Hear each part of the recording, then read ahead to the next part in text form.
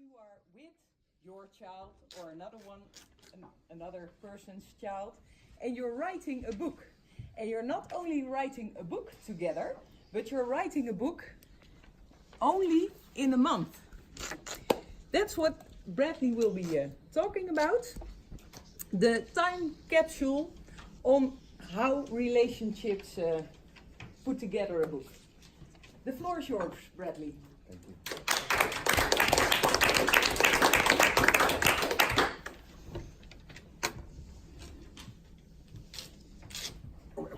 So you remember that time when we went to Amsterdam together, or was it Utrecht? Yeah, and we stayed at that. No, I don't remember. Oh no, I know. Do you remember that time when we went and we had that dinner together?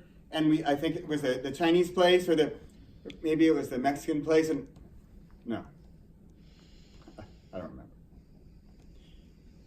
Remember that time we wrote a book together?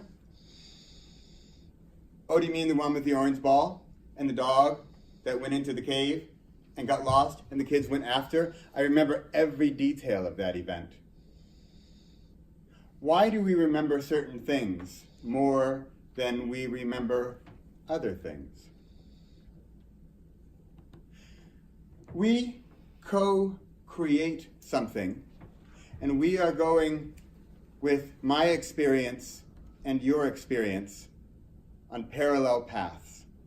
But when we create together, we overlap, we interweave our experience, and then it becomes our experience. It is no longer just yours, it is no longer just mine, it is ours. And co-creating experiences, shared experiences, are what build relationships.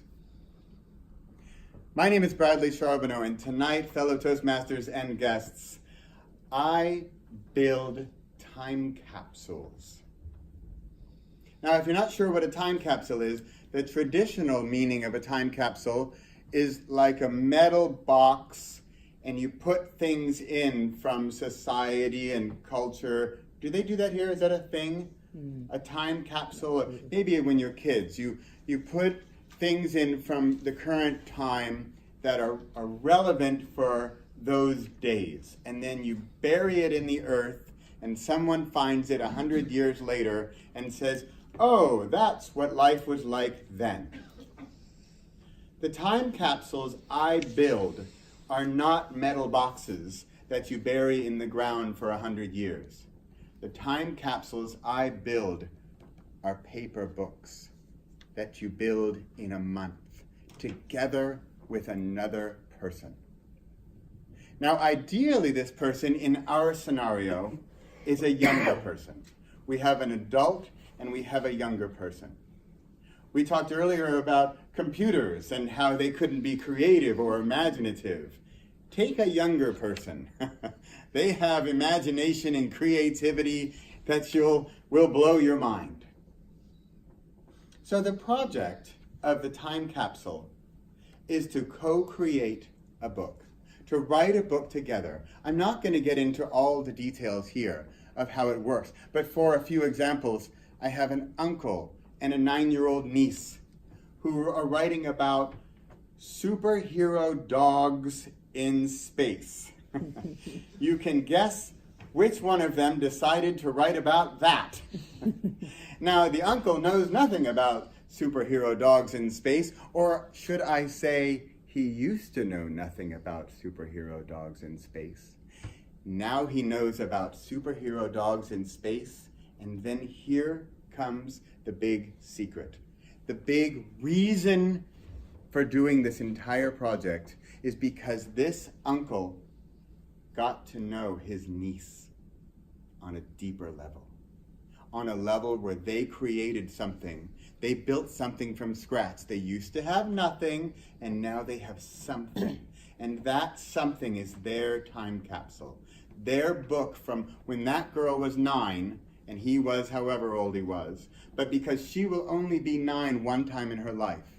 So just like the time capsule, it's a record of her life her experiences, her stories. She's talking about space hero dogs in the universe. When she's 10, that might be so old for her. So we are taking that moment in time and encapsulating it in a book. And for the kid, this results in open creativity. This results in some respect from an older person to realize her dreams of letting out her stories and having them be heard. That is a powerful thing that we can give to children. And on our side as the adults, we also get to secretly write a book. You ask a group of people, how many people would secretly like to write a book? And a lot of hands go up. But for me, the core is I'd like to get to know my niece better. I'm currently working on a book with my 17-year-old niece, and I let her choose the topic. And I thought it's going to be about a pop star or some stupid app on her phone. It's about improving sleep habits for teenage girls. Where did that come from? It came from her creativity. Because I wasn't influencing it, I was just teasing it out. I was just fishing in there to see what we would find. And you know what? Over the past month, I have spoken more to my niece than I have in the 17 years I've known her combined. Because we are creating something together. We are making a time capsule. So what I would challenge you this evening is to think of a relative, a family member, someone ideally younger, someone who you ideally would like to get to know better. Because sure, there's a whole lot of relatives we don't want to get to know better. That's a different book. Those are the ones, we're not going to work with them. These are the ones you would like to get to know on a deeper level. And how is that possible? Through a shared experience, writing a book together to deepen and strengthen your relationship through creativity, working together, and interweaving those parallel paths and making them from your experience and my experience to our experience. That's what I call a time capsule, and that's what I hope in a year or sometime in the future, you look back and you think, do you remember that time? I think it was Amersfoort. I think it was in the evening, maybe it was April. There was some guy, Bradley. He was talking about time capsules. I remember. Thank you.